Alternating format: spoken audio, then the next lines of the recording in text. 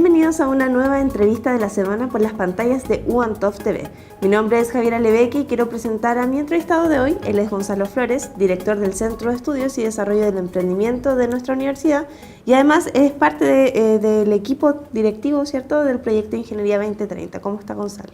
Muy bien, muchas gracias por la invitación. Bien, feliz de tenerlo acá. Vamos a hablar hoy día un poco sobre su quehacer en este ámbito del emprendimiento, ¿cierto?, en el emprendimiento universitario que se ha trasladado también a otras esferas de la educación. Y me gustaría partir contextualizando esto. ¿Cuándo se empieza a hablar de emprendimiento en la educación? ¿Cuándo nace este nuevo concepto? Bueno, el concepto es muy antiguo en realidad, pero aquí en Chile el emprendimiento empieza a escucharse así como una cosa media rara. Yo diría que a finales de los años 80. Durante la década del 90 y mediados del año 2000,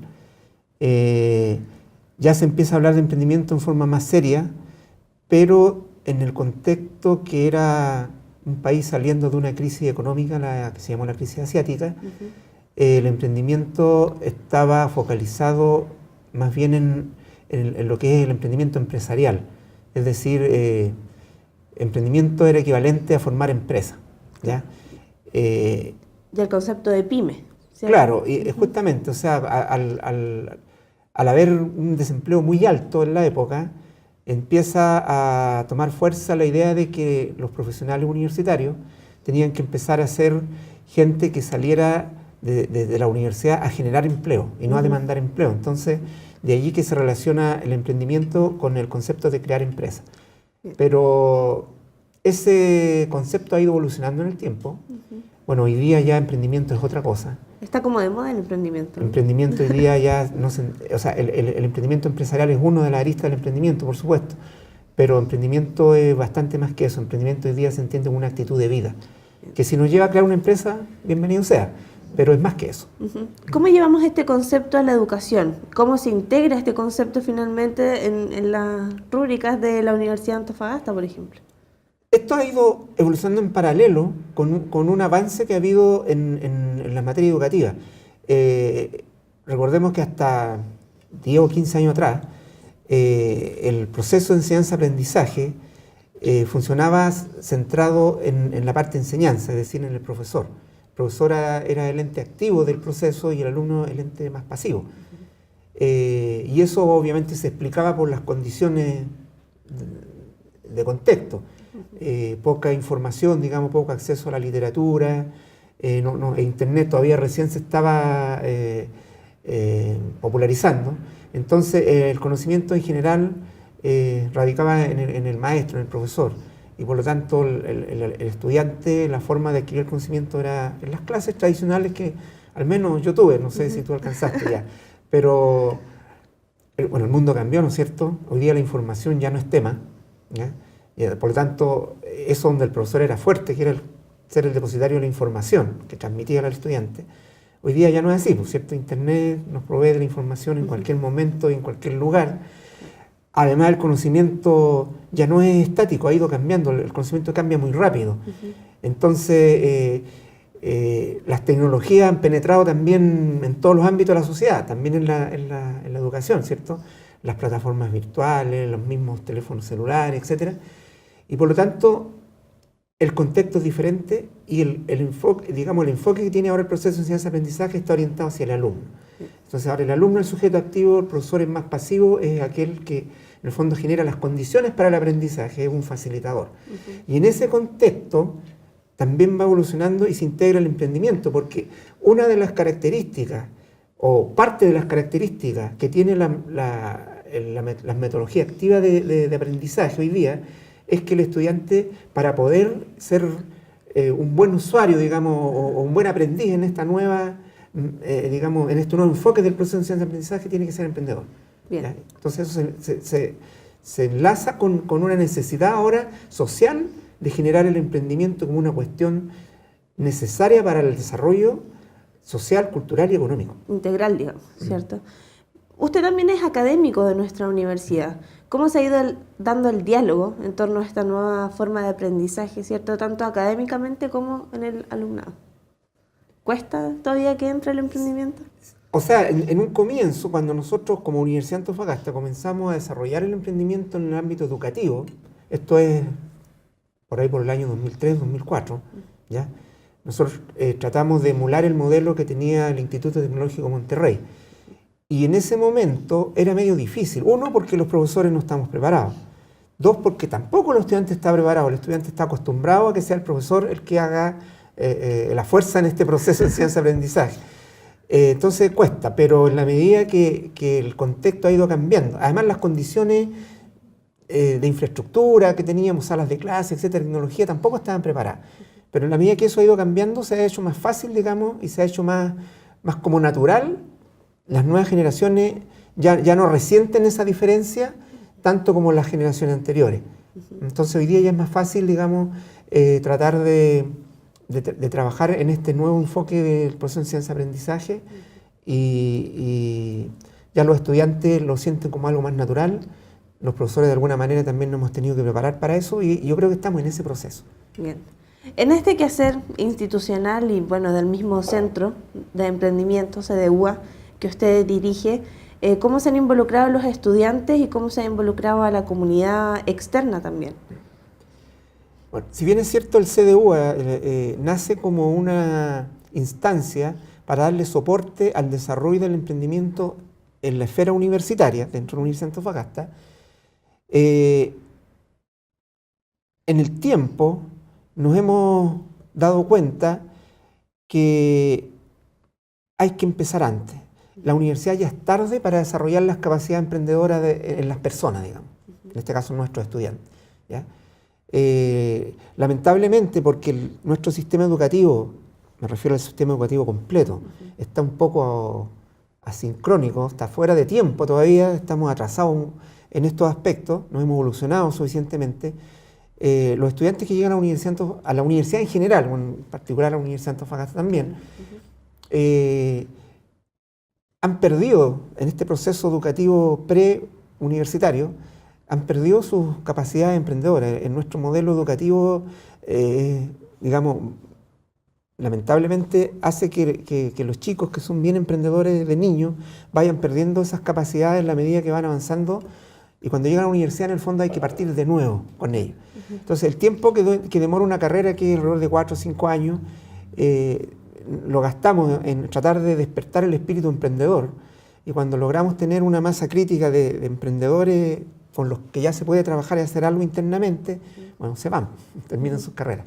Entonces, eso ha hecho que tengamos que modificar un poco la visión y desde el punto de vista universitario nos hemos enfocado también, paralelamente a tratar de desarrollar las competencias en el ámbito universitario, a trabajar con los alumnos de enseñanza media principalmente y en algunos sentidos también, o en algunos proyectos con enseñanza básica. De tal manera, digamos, de que el estudiante ya llegue preparado a la universidad para poder desarrollar cosas importantes en el ámbito de emprendimiento. ¿Nacemos todos emprendedores y algunos sobreviven al sistema o es que los emprendedores se pueden formar también? Me imagino que le han hecho muchas veces la pregunta. Emprendedor nace o se hace. Nace o se hace. Es una disyuntiva que es un poco tramposa, por decirlo así, engañosa. La verdad es que todos tenemos de alguna manera la competencia emprendedora, más o menos desarrollada. Y particularmente cuando somos pequeños, están más desarrolladas. Una de las cuestiones o de las competencias o de las capacidades, digamos, que forman el emprendimiento o a las personas emprendedoras, son, por ejemplo, la creatividad. Los chicos son muy creativos, ¿ya? La perseverancia, ¿cierto? Cuando a un niño se le pone algo, insiste. Y, bueno, algunas de las características de los emprendedores las tenemos de niños. Como decía antes, las vamos perdiendo durante el proceso educativo. Entonces, después, cuando llegamos a instancias como la universidad, por ejemplo, ya no es el único ámbito donde se puede desarrollar el emprendimiento, por supuesto, pero ahí en la universidad tenemos que volver a retomarlas y desarrollar esas distintas competencias que desarrollan esta supercompetencia que es el emprendimiento, ¿ya? La capacidad emprendedora. No obstante, hay personas que logran mantener sus capacidades emprendedoras, no obstante pasan por un proceso educativo que trata de, digamos, de irlo, no intencionalmente, pero los va, digamos, opacando en ese tipo de cosas, ¿ya? Y ellos, digamos, son los que uno dice son los emprendedores espontáneos, ¿ya? Son los que no tienen que pasar por ningún programa, ya son emprendedores, pero son los menos. Nosotros tenemos que trabajar con los más. Gonzalo, ¿será que ahora también hay un poco más de oportunidades para los emprendedores que han nacido en este sistema? Me refiero, por ejemplo, yo lo presenté como miembro del equipo directivo del proyecto de Ingeniería 2030 también, que está abriendo nuevas posibilidades a los estudiantes universitarios. ¿Podemos hablar sobre ese proyecto? Lo que pasa es que para que un país en general se desarrolle, ya se requiere que se genere lo que se llama un ecosistema emprendedor, ¿ya? El ecosistema tiene que tener recursos, tiene que tener una infraestructura y tiene que tener sobre todo emprendedores, ¿ya? En Chile se ha estado desarrollando bastante el ecosistema emprendedor en ciertos ámbitos, por ejemplo en infraestructura. Y en estructuras también hoy día existen muchas organizaciones que están aportando al desarrollo del emprendimiento.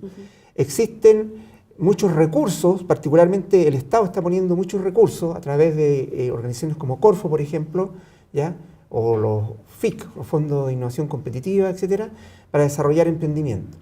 Pero nos hemos quedado un poco atrás en la tercera patita, que es la más importante, en generar los emprendedores que hagan uso de eso, ¿ya? Entonces, en ese sentido, y en el marco de estos recursos que han aparecido para generar este tipo de iniciativa y, digamos, ir a solventar una necesidad país, que es generar emprendimiento, pero no cualquier emprendimiento innovador, ¿ya? Entonces, nace esta iniciativa de lo que se llama el Proyecto Ingenierías 2030, que en el fondo apunta a desarrollar de aquí al año 2030 que esta región sea una región que tenga una ingeniería de clase mundial, ¿ya? Enfocada en 3 grandes áreas que son donde en esta región tenemos ventajas competitivas, ¿cierto? Somos el laboratorio solar de radiación mejor preparado del mundo. Acá tenemos la más alta radiación solar que hay en el mundo, por lo tanto podemos generar energía solar. Tenemos el desierto más árido del mundo.